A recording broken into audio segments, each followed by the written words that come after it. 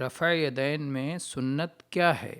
عبداللہ ابن عمر رضی اللہ عنہما کی حدیث ہے، رأیت النبی صلی اللہ علیہ وسلم افتتح التکبیر فی الصلاة فرفع یدیہ حین یکبر حتی یجعلہما حذو منکبیہ وَإِذَا كَبَّرَ لِلرُّكُوعِ فَعَلَ مِثْلَهُ وَإِذَا قَالَ سَمِعَ اللَّهُ لِمَنْ حَمِدَهُ فَعَلَ مِثْلَهُ وَقَالَ رَبَّنَا وَلَكَ الْحَمْدُ وَلَا يَفْعَلُ ذَلِكَ حِينَ يَسْجُدُ وَلَا حِينَ يَرْفَعُ رَأْسَهُ مِنَ السُّجُودِ۔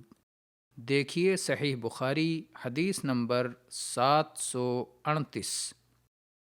عبداللہ ابن عمر رضی اللہ عنہما فرماتے ہیں کہ میں نے نبی صلی اللہ علیہ وآلہ وسلم کو دیکھا، آپ نے صلاۃ شروع کرتے ہوئے اللہ اکبر کہا۔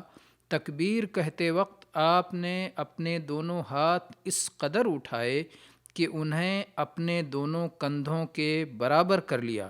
جب آپ نے رکوع کے لیے اللہ اکبر کہا تو بھی ایسا کیا۔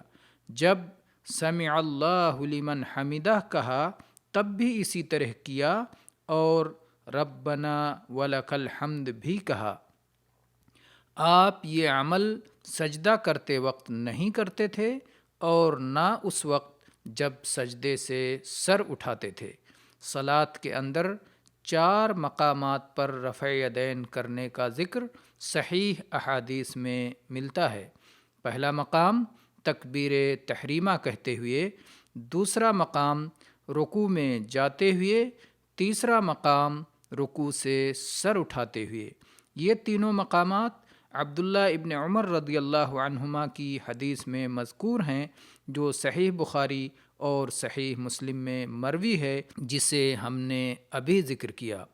اور چوتھا مقام تشہد اول سے اٹھتے ہوئے، یہ حدیث بھی عبداللہ ابن عمر رضی اللہ عنہما سے صحیح بخاری میں ثابت ہے۔